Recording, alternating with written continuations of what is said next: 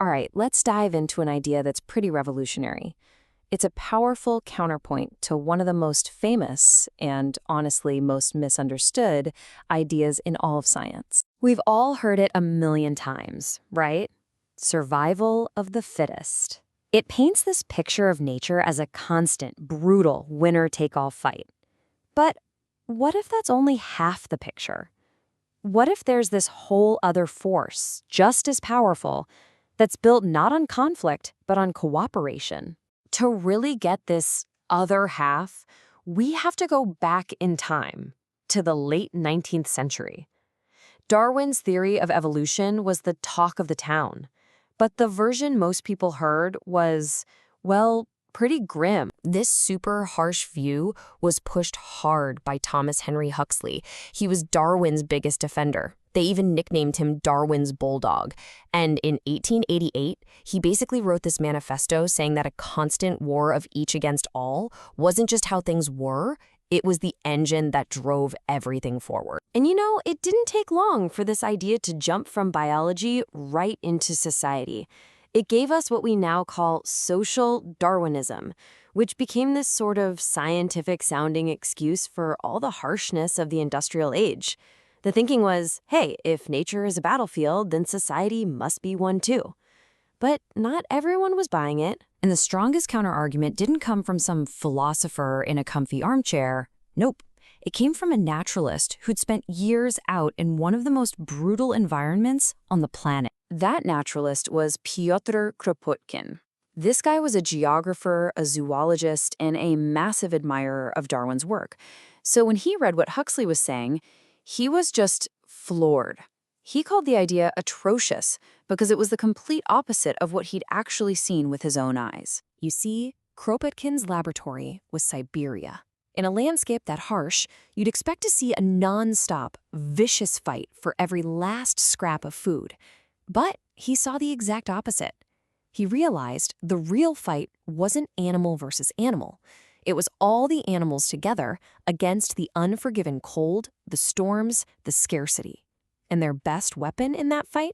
Helping each other. This led Kropotkin to a pretty radical conclusion. Look, he wasn't saying competition isn't real, of course it is. But he argued there was another force, mutual aid, that was just as important, maybe even more important, for species to survive and thrive. So he set out to prove it. He started building this huge library of evidence, just looking for signs of cooperation everywhere he could in the animal kingdom. And man, did he find it. He saw it everywhere. Wolves hunting as a team, little birds ganging up to mob a hawk, horses huddled together in a blizzard to stay warm, beavers building these incredible dams together. This wasn't just animals being nice. This was a flat-out survival strategy. And maybe the most amazing example he found was this story about a blind pelican. It was being fed and taken care of by the rest of its flock, who would fly 30 miles just to bring it fish. I mean, that's way beyond simple teamwork. That suggests that solidarity itself is just part of nature. Okay, so if this drive to cooperate is so powerful in animals, what about us? Well, Kropotkin argued that this social instinct wasn't just something humans have, it's the entire reason for our success as a species. He completely rejected that old Hobbesian idea of early humans living in some kind of constant, brutal war against each other. He said, no. Society didn't start because we all agreed to stop fighting. It started with cooperation. We didn't become social. We survived because we were social from day one. He saw this instinct evolving through history. It started with the super tight-knit clan. That grew into the self-governing village. And in his view, it hit its absolute peak in the free cities of the Middle Ages, which were these amazing, bustling places built on a network of cooperative guilds. In these guilds, the goal wasn't just to get rich. Not at all. Work was seen as a social duty. The members were like brothers and sisters who had an obligation to help each other out and to serve the whole community. The ideas of a just price and just work were everything. Kropotkin drew this really stark comparison.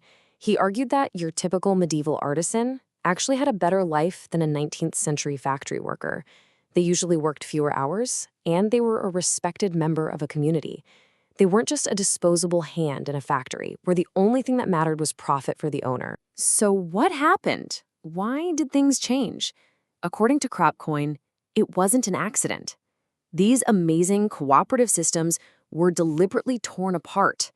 The new centralized states just couldn't handle all these independent, self-governing groups, so they systematically pushed individualism and competition, making people rely on the state instead of each other. So where does that leave Kropotkin's big idea today? I mean, we're more than a century down the road. What's the lasting legacy here? And that's a totally fair question. Was Kropotkin just being a bit of a romantic, or was he actually onto something real, something scientific? Well, it turns out modern biology basically says, yeah, he was onto something huge. As the biologist Ashley Montagu put it, Kropotkin's perspective has slowly but surely made its way and is now part of accepted evolutionary biology. The thing that was once radical is now pretty standard stuff. But Kropotkin would probably say you don't even need a scientist to tell you this is real. He believed that instinct for mutual aid never actually went away.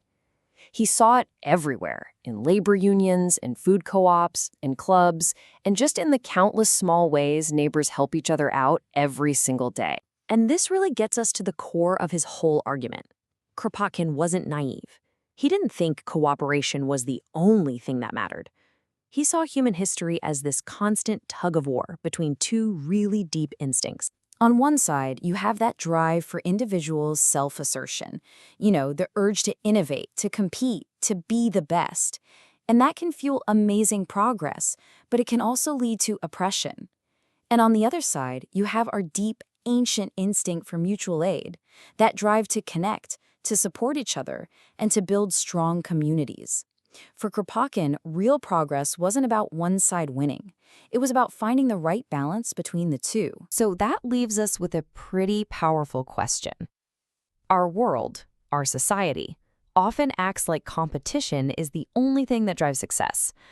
But if Kropotkin is right, if cooperation is just as fundamental to our nature as competition, how does that change the way we look at our society and think about our future?